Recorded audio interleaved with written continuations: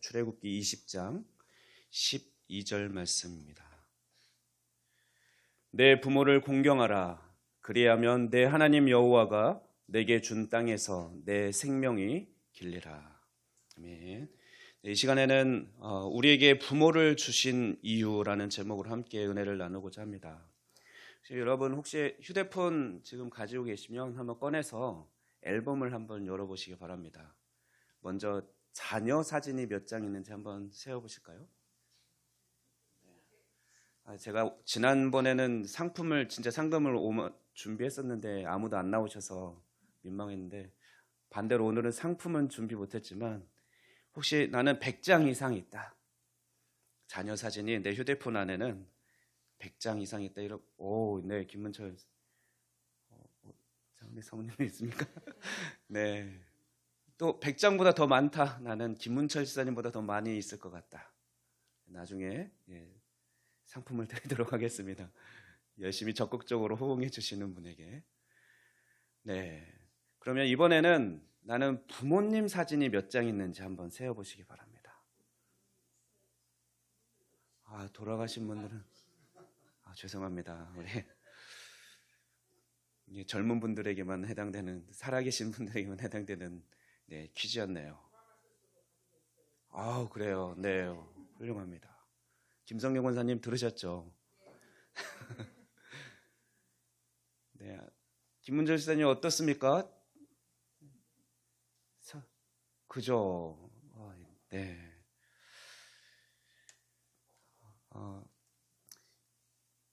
혹시 사진 앨범을 봤더니 부모님 사진도 없고 우리 자녀 사진도 없고 반려견 사진만 있다, 이런 분도 있을 것 같고, 어떤 분은 꽃 사진만 있을 것 같다, 이런 분도 있는데, 이런 분들은 사실 연세가 좀 들었다는 게 증명되는 거기도 한데요. 이 시간에는 말씀을 나누기 전에 먼저 한 4분 조금 안 되는 영상을 한 편 보려고 합니다. 이런 비슷한 영상들이 있긴 한데 제가 준비한 영상은 KB그룹에서 만든 영상을 제가 필요한 부분만 편집한 영상입니다. 함께 보겠습니다.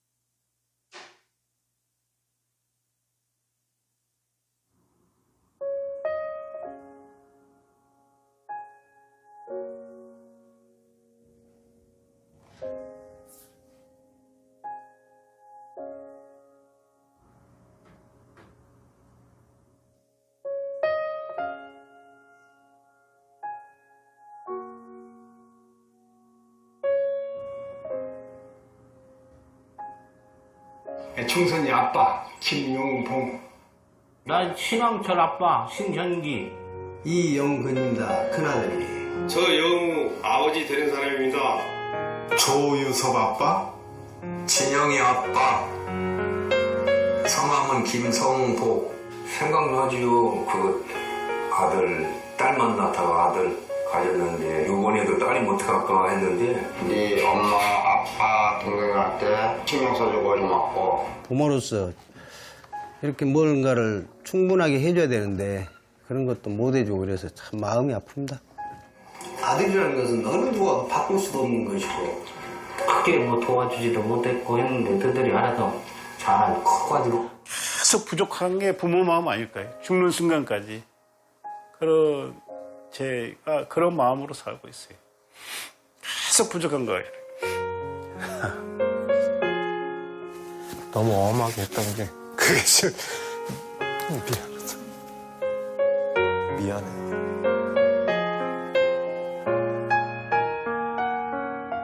항상 내가 부족하고 항상 미안해요, 걔한테. 미안하다 참 모든 것이 부족하고 못 가르치고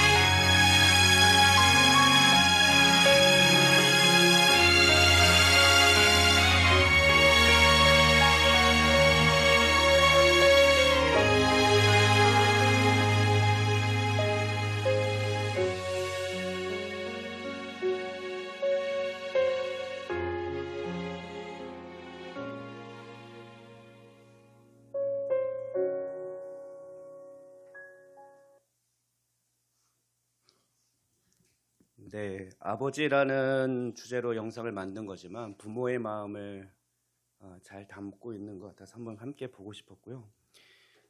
인터뷰를 할 때 자녀에 대해서는 막 웃으면서 웃음을 띠면서 열심히 답을 쓰다가 아버지라는 단어로 이름을 바꿨을 때는 주저하게 되고 고민하게 되는 그런 모습을 볼 수 있었죠.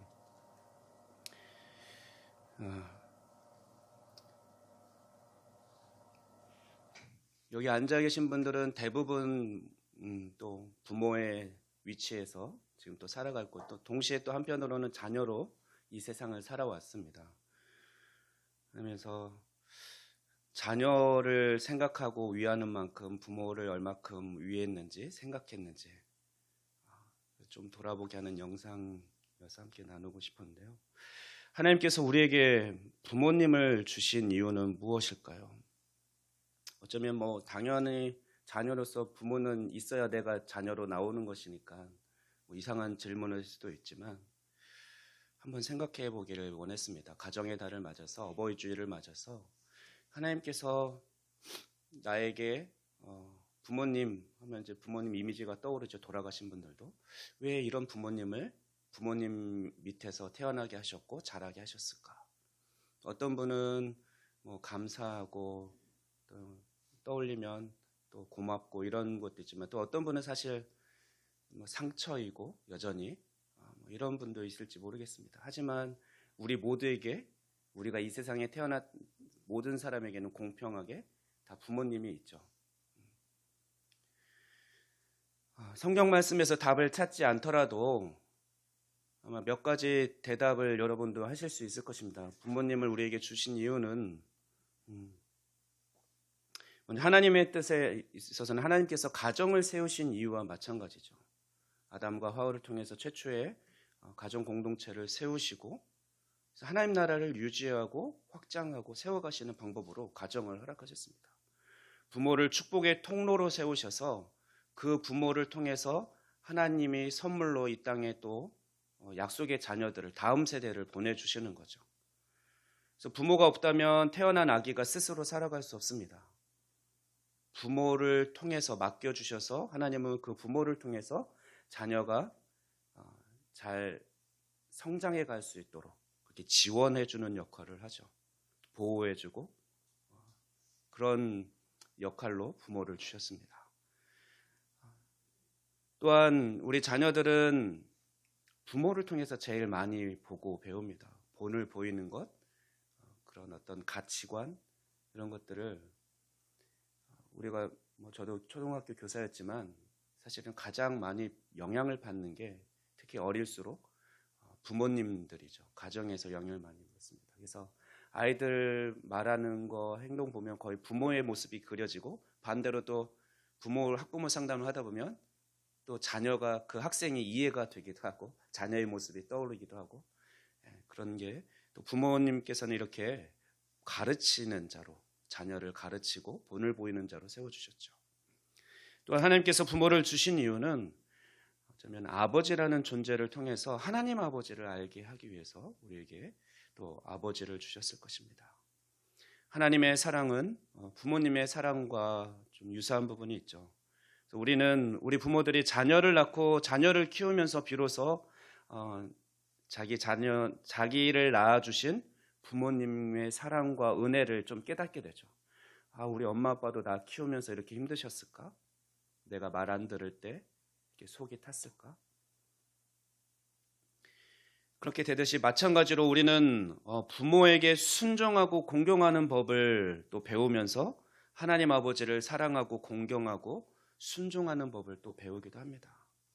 우리가 가지고 있는 아버지에 대한 이미지가 또 하나님 아버지에 대한 이미지로 또 연결되기도 하는데, 그래서 물론 어떤 분은 그래서 더 힘든 분도 있죠. 하나님 아버지에 대한 이미지가 안 좋은 분은, 상처가 있는 분은 그럴 수 있지만 또 하나님께서 또 그런 부분들, 그런 상처들을 또 씻어주시고 회복시켜 주실 것을 또 믿고 기도하겠습니다.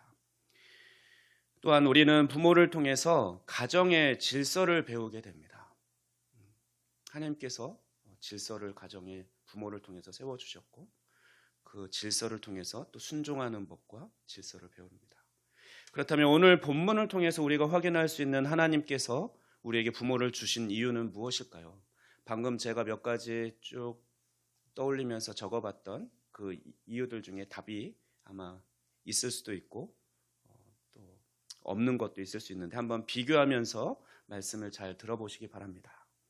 오늘 본문은 하나님께서 모세를 통해서 이스라엘 백성들에게 십계명을 주시는 말씀입니다. 그 중에 오늘 본문 말씀은 십계명 중에 5번째 계명에 해당합니다. 우리가 잘 알다시피 첫 번째 계명부터 네 번째 계명은 하나님에 대해서 우리가 어떻게 또 계명을 지켜야 되는지 하나님과의 관계에서 주어진 계명이고, 5번째 계명부터 10번째 계명은 우리 인간들 사이에서, 사람들 사이에서 서로 지키며 순종해야 될 계명인 것이죠. 그 중에서도 오늘 말씀은 그 6가지 계명 중에 첫 번째로 하나님께서 명령하신 그 계명에 해당됩니다. 내 부모를 공경하라. 공경하다라는 단어는 어떤 사람의 인격과 역할을 존중하면서 그 사람을 대하라는 것을 의미합니다. 이 개념을 부모에게 적용시킨다면 그 뜻은 이렇습니다. 첫 번째로는 부모를 존경하고 존중하라는 의미입니다. 또 두 번째는 부모가 혹시 연로하고 스스로를 돌보기가 어려운 형편에 있다면 그에게 필요한 것을 제공하고 그들을 돌아봐야 한다는 것을 또한 동시에 뜻하기도 합니다. 잠언 3장 9절 말씀을 보면 하나님은 하나님을 공경하는 법을 가르쳐 주셨죠. 지혜자들을 통해서 내 재물과 내 소산물의 처음 익은 열매로 여호와를 공경하라 라고 말씀해 주셨는데, 하나님을 공경할 때 재물과 나에게 주신 재물과 소산물의 처음 익은 열매로 가장 좋은 것으로 우선순위를 두고 하나님께 공경하라라고 가르칩니다. 마찬가지로 우리 부모를 공경한다는 것은 우리가 가진 재물과 소산물, 가장 좋은 것으로 또 부모를 돌아보는 것을 포함하기도 합니다. 물론 요즘은 부모님들도 자녀가 나를 공양하고 부양하기를 기대하지 않죠. 오히려 손만 안 벌리면 고마웠죠, 자녀가. 오히려 나이가 들어도 끝까지 죽을 때까지 자녀를 지원해 줘야 되는 그런 힘든 세상을 우리가 살아가고 있습니다. 예수님께서는 마가복음 7장 1절에서 13절 말씀을 통해서 자녀가 부모를 공경해야 함을 가르쳐 주셨습니다. 빠르게 한번 읽어보겠습니다. 마가복음 7장 1절에서 13절 말씀입니다. 바리새인들과 또 서기관 중 몇이 예루살렘에서 와서 예수께 모여 들었다가 그의 제자 중 몇 사람이 부정한 손, 곧 씻지 아니한 손으로 떡 먹는 것을 보았더라. 바리새인들과 모든 유대인들은 장로들의 전통을 지켜 손을 잘 씻지 않고서는 음식을 먹지 아니하며 또 시장에서 돌아와서도 물을 뿌리지 않고서는 먹지 아니하며 그 외에도 여러 가지를 지켜 오는 것이 있으니 잔과 주발과 녹그릇을 씻음이로라. 이에 바리새인들과 서기관들이 예수께 묻되 어찌하여 당신의 제자들은 장로들의 전통을 준행하지 아니하고 부정한 손으로 떡을 먹으니까. 이르시되 이사야가 너희 외식하는 자에 대하여 잘 예언하였도다. 기록하였으되 이 백성이 입술로는 나를 공경하되 마음은 내게서 멀도다. 사람의 계명으로 교훈을 삼아 가르치니 나를 헛되이 경배하는도다 하였느니라. 너희가 하나님의 계명은 버리고 사람의 전통을 지키느니라. 또 이르시되 너희가 너희 전통을 지키려고 하나님의 계명을 잘 저버리는도다. 모세는 내 부모를 공경하라 하고 또 아버지나 어머니를 모욕하는 자는 죽임을 당하리라 하였거늘 너희는 이르되 사람이 아버지에게나 어머니에게나 말하기를 내가 드려 유익하게 할 것이 고르반 곧 하나님께 드림이 되었다고 하기만 하면 그만이라 하고 자기 아버지나 어머니에게 다시 아무것도 하여 드리기를 허락하지 아니하여 너희가 전한 전통으로 하나님의 말씀을 폐하며 또 이 같은 일을 많이 행하느니라 하시고. 예수님은 바리새인들과 서기관들이 외식하는 자들임을 지적할 때 이사야 말씀을 인용해서 하나님을 핑계로 하나님께 드리는 것을 핑계로 고르반 부모에게 드릴 것을 드리지 않고 있는 그런 외식하는 모습, 가식적인 모습, 하나님의 본래 의도를 순종하지 않는 모습을 예수님께서는 지적하셨죠. 이것은 하나님의 말씀을 폐하는 것이라고 지적하셨습니다. 때로는 우리가 제가 참 이 말씀을 읽으면서 조금 많이 찔렸는데요.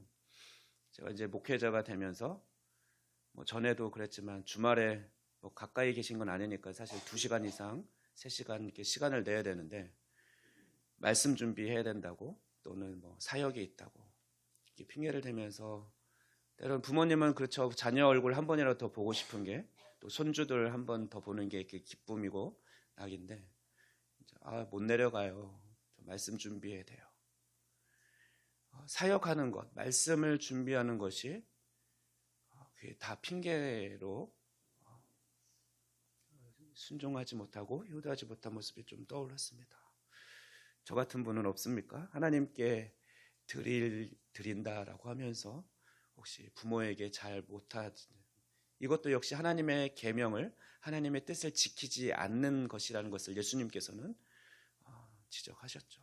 겉으로만 하나님을 잘 섬기는 척 하지 말라는 거죠. 사도 바울 역시 디모데전서 5장 4절과 에베소서 6장 1절의 3절 말씀을 통해서 부모에게 공경하는 것이 바로 하나님의 뜻임을 가르치는 바 있습니다.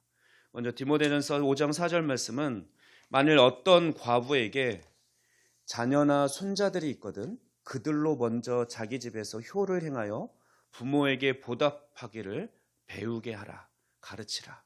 이것이 하나님 앞에 받으실 만한 것이니라 라고 바울은 가르쳤습니다. 도움이 필요한 과부도 먼저 자녀와 손자들이 있다면 그를 섬기고 보답하도록 가르치는 것이 하나님 앞에 받으실 만한 일임을 강조하신 것이죠. 또 사도 바울은 에베소 교회에게 에베소서 6장 1절에 3절 말씀을 통해서 부모를 잘 공경하고 순종하는 것이 하나님의 뜻이고 또 그것이 복받는 길임을 가르쳤습니다. 자녀들아 주 안에서 너희 부모에게 순종하라. 이것이 옳으니라. 내 아버지와 어머니를 공경하라. 이것은 약속이 있는 첫 계명이니 이로써 내가 잘되고 땅에서 장수하리라. 사도 바울은 방금 우리가 오늘 본문 말씀이죠. 출애굽기 20장 12절 말씀을 인용해서 자녀들이 부모에게 순종할 것을 강조합니다. 내 아버지와 어머니를 공경하는 것이 바로 약속이 딸린 첫 번째 계명이다라고 말합니다. 아까 말씀드린 대로 계명 중에 10계명 중에서 5계명부터는 사람들을 향한 계명이라고 했습니다. 사람들 사이에서 지켜야 돼요. 그 중에서 첫 번째 계명이라는 거죠. 그 첫 번째 계명인데 또 그 6가지의 사람들 사이에서 지켜야 될 계명 중에 나머지 계명은 명령문만 있습니다. 도둑질하지 말라. 거짓 증언하지 말라. 이렇게 살인하지 말라. 간음하지 말라. 이런 명령만 있지만 첫 번째 6개 중에서 첫 번째로 주신 내 부모를 공경하라라는 이 계명에만 축복의 약속이 같이 동반되어 있습니다. 그래서 사도 바울은 에베소 교회 성도들에게 부모에게 순종하는 것이 하나님의 뜻이고 동시에 또 하나님의 복이 따른다라는 것을 알려주기 위해서 오늘 본문 출애굽기 20장 12절 말씀을 인용해서 가르쳐 준 것입니다. 내 생명이 길리라는 약속. 이것은 단순히 너가 장수할 거야 라는 것만을 의미하지 않습니다. 이것은 하나님께서 자기의 부모를 공경하는 사람과 함께 하시겠다라는 약속이고 또 그에게 풍성한 은혜를 베푸신다라는 것을 뜻합니다. 오늘 본문과 동일한 말씀이 신명기 5장 16절에서는 이렇게 기록되어 있습니다. 너는 내 하나님 여호와께서 명령한 대로 내 부모를 공경하라. 그리하면 내 하나님 여호와가 내게 준 땅에서 내 생명이 길고 복을 누리리라. 생명이 길리라만 있었는데 이건 복을 누릴 것이다 라고 더 추가해서 기록되어 있습니다. 오늘 본문에서는 내 생명이 길리라는 약속만 표현되어 있지만 이 의미에는 하나님께서 내 말, 내 계명을 순종하는 자들과 하나님께서 함께 하실 것이라는 약속, 그리고 그들을 또 하나님께서 함께 하시면서 마음껏 축복하실 것이라는 약속이 함께 포함되어 있는 것입니다. 이제 말씀을 정리합니다. 부모님을 공경하는 것은 영원히 지킬 하나님의 뜻입니다. 하나님의 계명입니다. 부모를 공경하는 것은 가정을 세우신 창조주 하나님의 뜻입니다. 따라서 하나님이 존재하는 한 하나님께서는 가정 공동체를 유지시키시는 한 이 명령은 계속 지켜져야 합니다. 시대가 변해도. 그런데 하나님은 영원하신 분이죠. 그리고 우리는 하나님과 함께 영원히 존재할 또한 하나님의 가족 공동체로 부름을 받은 하나님의 자녀들입니다. 따라서 부모를 공경하는 것은, 하나님을 경외하는 것은 우리가 영원히 지킬 하나님의 뜻인 것이죠. 하나님은 가정을 세우시고 부모에게 자녀를 양육하고 돌보는 책임과 함께 또 자녀를 가르치고 지도할 수 있는 권세를 위임해 주셨습니다. 따라서 하나님은 모세를 통해서 이스라엘 자손의 온 회중에게 너희 각 사람은 부모를 공경하라, 부모를 경외하라라고 명령하셨습니다. 부모에게는 또한 자녀들을 부지런히 가르치고 그들에게 말씀을 강론하라고 또 신명기 6장 7절에서는 권고하셨죠. 가족 제도가 존속하는 한 자녀들이 부모를 공경하고 부모에게 말씀을 배우는 것이 바로 하나님의 뜻입니다. 이것은 구약 시대의 유대인들 뿐만 아니라 또는 옛날 우리 유교 시대에서 효를 강조하던 그 시대에만 우리가 지켜야 될 것이 아니라 신약 시대의 성도들에게도 해당되는 말씀이고 모든 시대의 그리스도인 자녀들에게 주어진 하나님의 중요한 명령, 약속, 축복이 딸린 약속인 것입니다. 하나님께서 부모에게 자녀를 양육하는 사명과 권한을 위임하신 사실 때문에 자기 부모를 공경하고 그것 때문에라도 우리는 순종해야겠죠. 신약 시대도 가족 제도가 유지되고 주 안에서 남편과 아내, 부모와 자녀가 존재하기 때문에 우리는 이 계명을 지켜야 하는 것입니다. 부모를 공경하는 것은 하나님께서 부모에게 주신 권세를 또한 인정하는 것이며 결국 하나님께 순종하는 것이 됩니다. 그리고 부모를 공경하는 것은 부모를 사랑하고 존경하며 배려하는 것을 포함합니다. 이 시간 스스로 돌아보길 원합니다.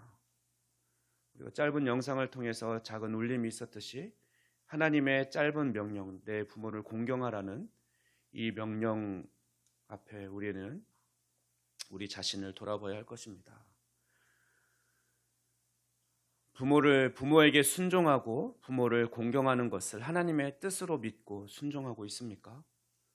부모를 진심으로 사랑하고 존경하며 부모님의 뜻을 먼저 헤아리고 있습니까? 혹시 부모님의 지나친 말이나 행동 때문에 상처를 입고 부모님을 멀리하고 있는 분, 여전히 그런 분은 없습니까? 만일 그렇다면 부모님의 잘못을 또한 용서하고 관계를 회복할 수 있도록, 그리고 진심으로 부모님을 공경할 수 있도록 하나님의 사랑을 구해야 할 것입니다. 우리가 하나님의 뜻과 부모님의 뜻이 어긋나지 않도록, 상반되지 않도록 우리가 부모님을 위해서 기도할 때 건강을 위해서만 기도할 것이 아니라 우리 부모님이 하나님의 뜻에 합당한 삶을 살아갈 수 있도록 우리는 먼저 기도해야 됩니다. 그럴 때 우리가 온전히 사실 부모님의 말씀도 할 수 있는 것이거든요.